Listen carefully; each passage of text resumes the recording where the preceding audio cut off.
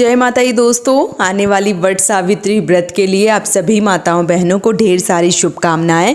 भगवान श्री हरि विष्णु आपकी जोड़ी हमेशा सलामत रखें और आप जीवन पर्यंत अपने पति की लंबी आयु के लिए वट सावित्री का व्रत करती रहें, यही कामना करती हूँ। और इसी कामना के साथ आज का जो वीडियो है वो मैं शुरू कर रही हूँ। दोस्तों, आज के वीडियो में मैं बात करने वाली हूँ वट सावित्री व्रत में यदि हम पीरियड्स या मासिक धर्म से गुजर रहे होते हैं तो हमें पूजा पाठ जो है वो कितने दिन बाद करना चाहिए। इसके साथ ही साथ अगर पीरियड आ गया है तो हम पूजा करें या ना करें, क्या करें, कैसे करें, संपूर्ण जानकारी इस वीडियो में आप सबके साथ शेयर करूंगी। तो चलिए शुरू कर लेते हैं आज का वीडियो और जान लेते हैं वट सावित्री व्रत से पीरियड से जुड़ी ये संपूर्ण जानकारी। तो सबसे पहले बात करूं वट सावित्री व्रत की, तो वट सावित्री का व्रत आने वाली 26 मई को दिन सोमवार को पूरी विधिवत रूप से किया जाएगा। ऐसे में बहुत सारी ऐसी बहनें हैं जो वट सावित्री व्रत वाले दिन या आगे पीछे पीरियड्स या मासिक धर्म से गुजर रही होती हैं, उनको समझ में नहीं आता है कि हम पूजा पाठ जो है वो कैसे करें, क्या करें। तो इस वीडियो में मैं आप सबको बता दूं कि अगर आप मासिक धर्म या पीरियड से गुजर रहे हैं और वट सावित्री का व्रत है या सोमवती अमावस्या, क्योंकि 2 व्रत पड़ रहे हैं इस वर्ष, तो देखिए आपको बहुत ज़्यादा परेशान नहीं होना है।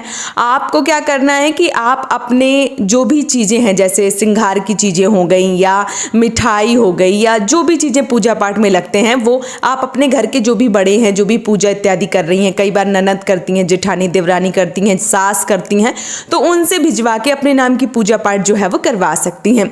कई बार घर में लोग नहीं रहते हैं, परदेश में रहते हैं, तो ऐसे में आप देख लीजिए कि आपके नीचे ऊपर कोई रहता है तो उनसे करवा लीजिए। यानी कि एक ही फ्लैट में कई बार बहुत सारे लोग इकट्ठा रहते हैं तो आप उनसे करवा सकते हैं, जो भी आपके पड़ोसी हैं उनसे करवा सकती हैं।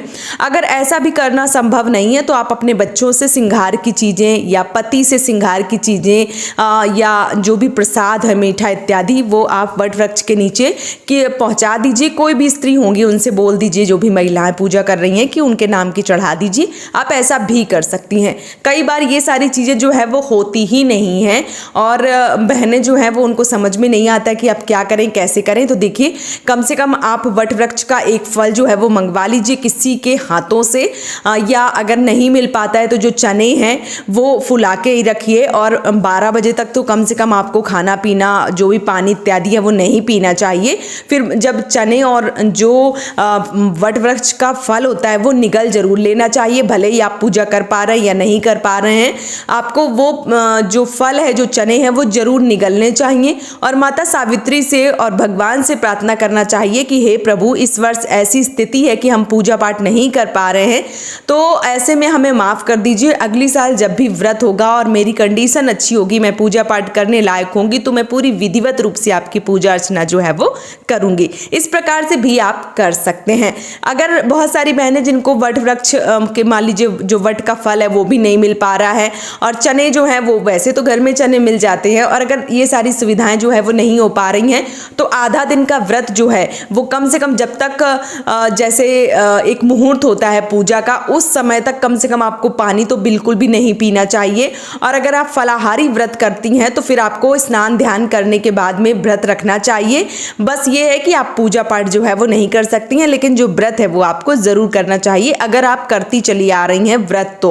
और अगर आप आधे दिन के बाद यानी पूजा के बाद भोजन कर लेती हैं तो फिर आधा दिन कम से कम 12 बजे तक तो आपको व्रत करना चाहिए। उसके बाद आप जो मान लीजिए फलाहारी करती हैं, भोजन करती हैं, जिस भी प्रकार से करती हैं उस प्रकार से आपको कर लेना चाहिए। ये बात हो गई। इसके साथ ही साथ बहुत सारी बहनें जिनका पीरियड्स का तीसरा, चौथा, 5वां, 6वां दिन है, ऐसी बहनें प्रश्न करती हैं कि दीदी हम पूजा करेंगे या नहीं करेंगे। तो चलिए उन सब के बारे में भी जान लेते हैं। तो देखिए, यहाँ पे क्या है, सावित्री जी की पूजा है और जब हम वट वृक्ष के नीचे बैठ के पूजा करते हैं तो त्रिदेव की पूजा होती है। और जब मासिक धर्म या पीरियड से गुजर रहे होते हैं तो बहुत ज़्यादा परेशान होने की आवश्यकता नहीं होती है, क्योंकि ये प्रकृति की देन है, नेचुरल है। बहुत ज़्यादा हाउ हवा बनाने की ज़रूरत नहीं कि अब क्या होगा, कैसे होगा। तो ऐसे में आपको बहुत ज़्यादा परेशान नहीं होना है। जो नारी है, जो स्त्री है, वो 3 दिन रजस्वला धर्म में अशुद्धि की अवस्था में मानी गई हैं। चौथे दिन वो रसोई घर में जाने के लिए और 5वें दिन देव कार्य के लिए निर्वस्त्र मानी गई हैं। यानी कि 3 दिन तक जो स्त्री है, जो नारी है, वो अशुद्धि की अवस्था में, ऐसे में उनको सारे कामों से दूर रहना चाहिए। चौथे दिन वो स्नान ध्यान करके जो किचन है, जो रसोई घर है, वहाँ पे पकवान भोजन जो है वो बना सकती हैं। अगर आपका 5वां दिन है तो आप पूजा पाठ के लिए बिल्कुल तैयार हैं, आप पूजा पाठ कर सकती हैं। अगर आपका 5वां दिन है तो आप पूजा पाठ कर सकती हैं, चाहे तो वो वट वृक्ष के नीचे, भले ही वो त्रिदेव हैं, क्योंकि देव की पूजा 7वें दिन से शुरू होती है। लेकिन यदि आप पूरी तरीके से साफ स्वच्छ हो जाती हैं तो फिर आप 5वें दिन भी पूरी विधिवत रूप से पूजा अर्चना कर सकती हैं, कोई दिक्कत कोई परेशानी नहीं है। लेकिन अगर आप कहीं से भी आपको ये चीज़ें समझ में आती हैं कि मान लीजिए कि जो पूजा पाठ है वो आप 5वें दिन कर तो सकें, लेकिन कहीं से थोड़ी बहुत दिक्कत है, आप पूरी तरीके से साफ स्वच्छ नहीं हुई हैं, तो फिर आपको ऐसे में 5वें दिन भी पूजा नहीं करनी चाहिए। फिर आपको ऐसी स्थिति में मान लीजिए कि अब 8 दिन में 7 दिन में जब भी साफ स्वच्छ होती हैं तब आपको पूजा अर्चना जो है वो करना चाहिए। बहुत सारी बहनों का ये भी प्रश्न आते हैं कि दीदी मेरा 7वां दिन है, 8वां दिन है, 3रा दिन है, क्या मैं पूजा करूं? तो 3 दिन अगर आपके हुए हैं, भले ही आप साफ स्वच्छ हो गई हैं, फिर भी आपको पूजा पाठ नहीं करना है। 3 दिन तक जो स्त्री हैं, जो नारी हैं, जो महिलाएं हैं, वो अशुद्धि की अवस्था में हैं। चाहे वो 2 दिन में साफ हो जाती हैं, चाहे वो जितने दिन में भी साफ हो जाती हैं, कम से कम 3 दिन आपको पूजा तो करनी ही नहीं चाहिए। और जो चौथा दिन होता है वो रसोई घर में जाने के लिए होता है। 5वें दिन देव कार्य के लिए निर्वस्त्र मानी गई हैं। तो 5 दिन, मान लीजिए 5वां दिन है, तो आप अगर साफ स्वच्छ हो जाती हैं तो पूजा पाठ कर सकती हैं। इसी के साथ साथ अगर आपका 6वां दिन है, 7वां दिन है, 8वां दिन है, तो आप पूरी विधिवत रूप से पूजा अर्चना जो है वो कर सकती हैं, इसमें कोई दिक्कत नहीं है। बहुत सारी बहनों के ये प्रश्न आते हैं कि दीदी मेरा ना 6 दिन हो गया, 7 दिन हो गया, लेकिन अभी भी हल्का सा दिक्कत हो रहा है, तो पूजा करें या ना करें? तो देखिए, जब तक आप पूरी तरीके से साफ स्वच्छ नहीं हो जाती हैं तब तक आपको ये सारे पूजा पाठ जो है वो नहीं करने चाहिए। आप अपने नाम की पूजा अपने से बड़ों से या जो भी करने योग्य हैं, पड़ोसी हैं, जिनसे भी आप करवा सकती हैं उनसे करवा लीजिए। कभी भी ऐसे कार्य जो है वो आपको जानबूझ के या अनजाने में नहीं करने चाहिए, क्योंकि जो मान लीजिए कि पीरियड्स है या जो मासिक धर्म है उसमें पूजा पाठ करना और पूजा पाठ का सामान छूना वर्जित बताया गया है, तो आपको ये सारे कार्य नहीं करने चाहिए। तो उम्मीद करती हूँ कि ये वीडियो आप सबको पसंद आया होगा।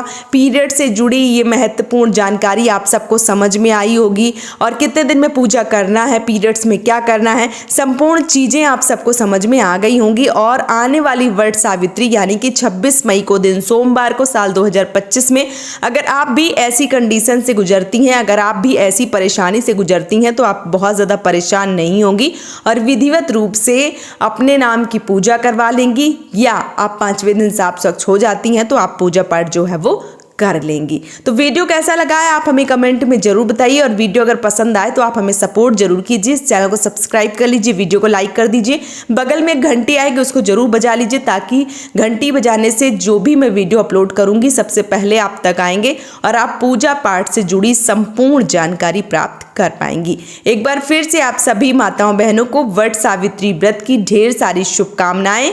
जय माता दी।